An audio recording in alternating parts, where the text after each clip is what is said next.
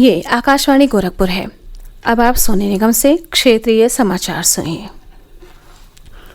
केंद्र सरकार ने आज कहा कि देश में कोविड-19 मरीजों के स्वस्थ होने की दर बेहतर होकर 75.27% हो गई है।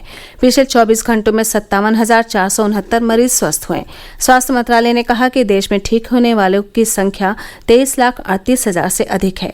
ये मौजूदा सक्रिय मामलों से 3 गुना से ऊपर है।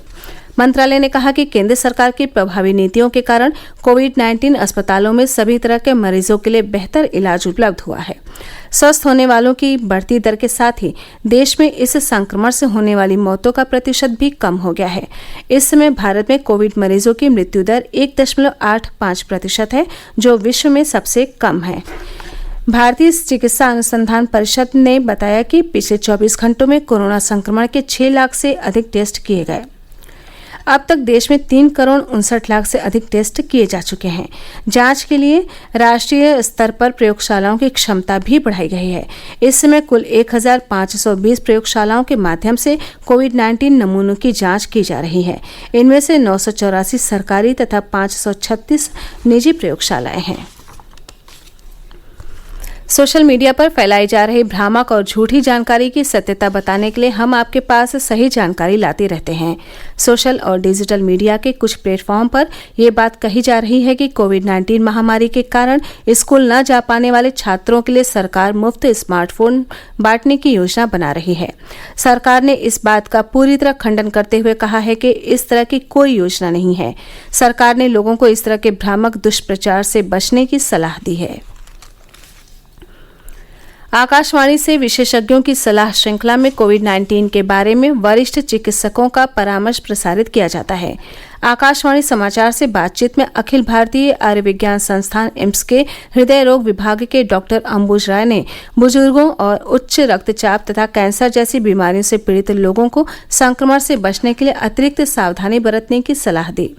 नई दिल्ली के लोकनायक जयप्रकाश अस्पताल के डॉक्टर नरेश गुप्ता ने लोगों से स्वच्छता और सुरक्षित दूरी बनाए रखने को कहा।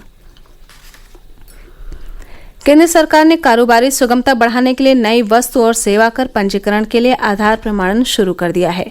आधार प्रमाणन के इच्छुक लोगों को 3 कार्य दिवसों के भीतर नया जीएसटी पंजीकरण जारी कर दिया जाएगा और इसके सत्यापन के लिए प्रतीक्षा नहीं करनी होगी।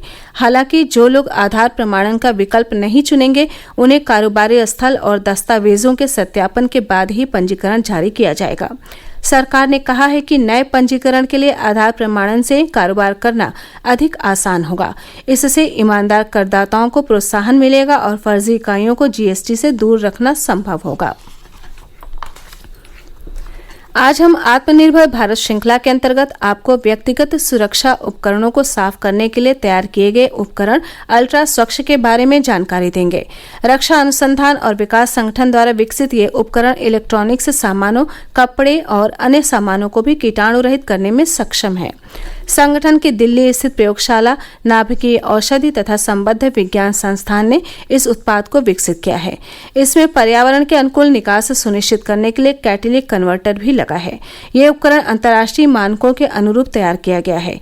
ओजोनेटेड स्पेस और त्रिनेत्र प्रौद्योगिकी के नाम से इसकी 2 किस्में हैं।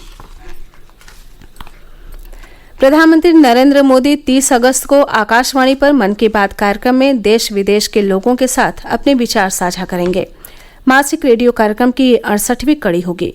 श्री मोदी ने लोगों को आगामी मन की बात कार्यक्रम में अपने विचार साझा करने के लिए आमंत्रित किया है। लोग 1800-117-800 पर अपने विचार रिकॉर्ड करा सकते हैं और नमो ऐप, ओपन फोरम या माई पर भी अपने विचार लिख सकते हैं।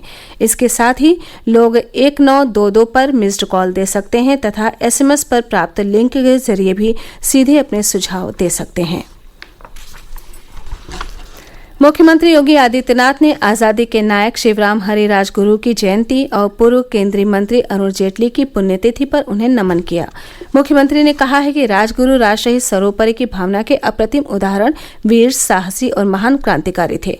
पूर्व केंद्रीय मंत्री अरुण जेटली को नमन करते हुए मुख्यमंत्री ने कहा कि वो कुशल संगठनकर्ता, योग्य प्रशासक, ओजस्वी वक्ता होने के साथ साथ सहज और सौम्य व्यक्तित्व के धनी थे। उनका व्यक्तित्व अनुकरणीय है। इसी के साथ क्षेत्रीय समाचारों का ये बुलेटिन समाप्त हुआ। नमस्कार।